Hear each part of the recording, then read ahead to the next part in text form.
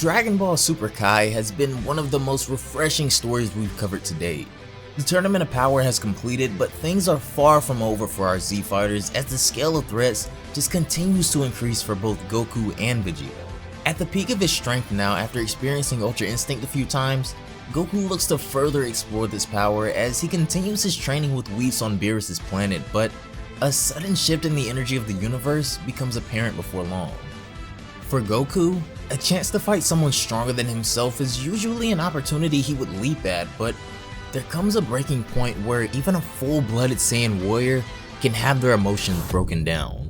True power, while subjective, is measured in one's strength and will in a show like Dragon Ball, as even those who may not have shown the most potential in the past can and have found ways to ascend beyond imagination, as we may soon see again here today.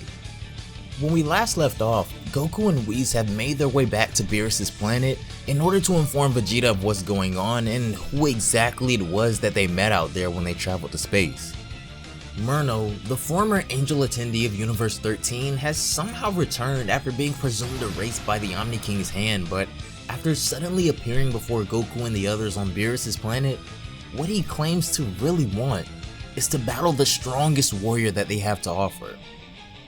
For the strongest of the angels to appear here out of nowhere and take such a weird interest in Universe 7 is pretty interesting, seeing as how he himself has even recognized that this universe's mortal ranking is amongst the lowest, but now, seeing Goku and Vegeta, two mortals in the realm of the gods, seems to have shifted Murno's interest quite a bit.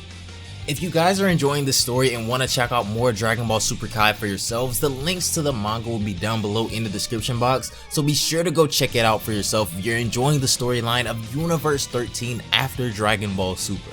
Also, before the video gets started, be sure to have that notification bell turned on to never miss a single anime upload, especially more Dragon Ball related content, and don't forget to follow me on both Twitch and Twitter to keep up with me and all anime related subjects.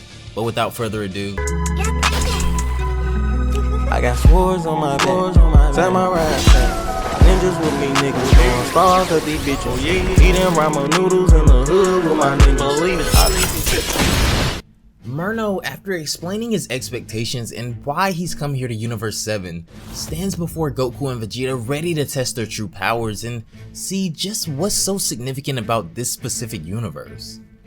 He says that he understands that this is kind of a last minute request, but he's absolutely fascinated to find out just what Whis has taught them as mortals. However, Whis steps in immediately in defense of them, knowing the outcome of such a battle, refusing to let his brother kill them and break their laws. Murno chuckles, mentioning he never thought he'd see the day Whis of all people would have a soft spot for such disgusting creatures like mortals, and as happy as he was to see his brother at first, if he refuses to get out of the way right now, then he'll just have to remove him himself. Albeit his own universe was ripped away from him so suddenly, Murno is curious as to why Whis still has his and the secrets of this universe and others alike. Seeming to want nothing more than entertainment, Murno insists that this game is all for his enlightenment, as he says that he wants these mortals to show him the true depths of their potential, and of course, Goku being Goku wouldn't mind a sparring match with anyone, angel or not. This further intrigues Murno, as it's more than obvious to everyone here that he is superior to all of them in terms of skill and power. However, why would Goku still accept this fight is beyond him, as he asks just what could he possibly gain from this fight that he can't win. Goku, with quite a stern look, tells him, let's get one thing straight. He doesn't want to fight the angel at all, but if he came here to cause trouble and mischief, then he leaves him no choice. This response, however, deepens the angel's interest, as mortals who aren't fearful of the gods are quite rare. However, it would seem that Goku still lacks proper motivation to fight him with his full strength, so Murno ponders that only fighting when being absolutely forced is quite a primitive mindset, but still interesting nonetheless. Murno goes on to ask that if there is any reason for these mortals to fight, then surely they could work something out in order to push Goku to do so, but he must be willing to agree to these circumstances. However, Murno knows that he could end the both of them in a matter of seconds, but what if it was possible that they could get the best of him in a sense, and this is what's making him so curious about mortal strength. He then turns his attention to Vegeta to hear what he has to say about all of this, and of course he's welcome to fight as well, which Vegeta of course obliges, saying he smashes opponent's face into the ground, angel or not. This reply absolutely delights Murno, as he understands them to both be agreeing to show him the depths of their true powers, even though they have absolutely no chances of winning. However, he still admires their passion for battle. He turns his attention back to Goku now as the first of his opponents, but before the battle begins, Murno wonders just what would it take to get Goku really angry enough to fight him at his full power. Murno then goes on to create another portal, but his intentions this time much more sinister, as he looks for one thing that could push Goku off the deep end. What he does next drops Goku's jaw completely to the ground, as from the portal, Murno pulls out Goku's baby granddaughter Pan from Universe 7. Murno dangles Pan in front of Goku like a toy, saying that it would be rather unfortunate if something were to happen to this mortal family of yours now, wouldn't it? Even though angels are unbiased for the most part, these characteristic traits of Murno are some of my favorites, as it helps to the case of him being some form of evil to be able to do this to a baby, all to just get Goku to fight him seriously, demonstrating both confidence and charisma, which I feel like is something a villain and honestly a hero might need to be taken seriously. Goku demands Murno let his granddaughter go immediately, as Pan recognizes Goku and becomes cheerful, not even realizing the danger he's in right now. However, Murno tells Goku to relax. This is just a little demonstration to him, a small example of his power and the things he's truly capable of, explaining that he searched Goku's feelings and knew exactly what to do to anger him.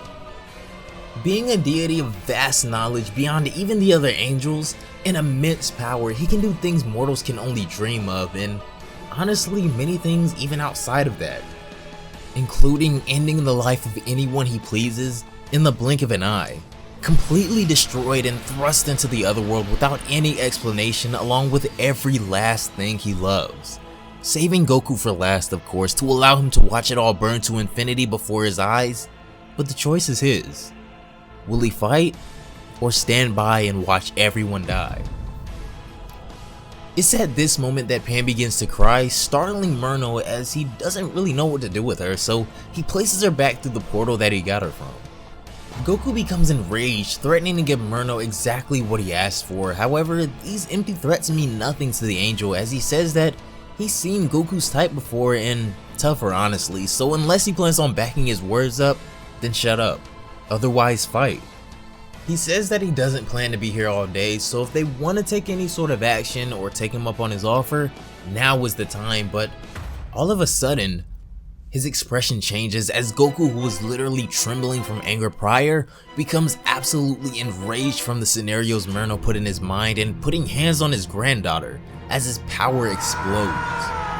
Goku takes on his Super Saiyan God form, but purely enraged as his power skyrockets exponentially in the blink of an eye.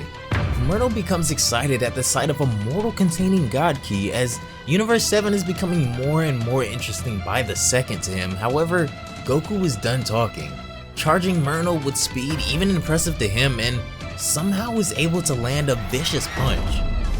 For Goku to even be able to land a punch on the strongest angel among the multiverse is unreal, even enraged from Murno's threats to Pan, but the angel is getting what he asked for.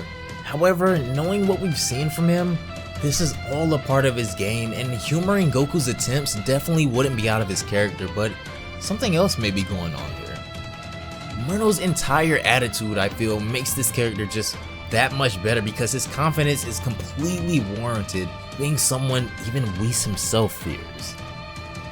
Goku not wasting any time and going straight into Super Saiyan God actually attests to how serious he may have took this battle in a way. While you could say he should have just obviously went straight into Super Saiyan Blue, the properties of Saiyan God may have played a part into why he chose this first, maybe thinking of possible defensive measures and healing as well instead of just going all out on the attack from the get-go. But in all seriousness, as Murno said, he could end the both of them, Pan, and any other life he pleases within the blink of an eye, which is really an ominous thing to threaten somebody with, but enraging Goku to the point of no return by threatening or harming his family maybe something Myrna regrets in the near future.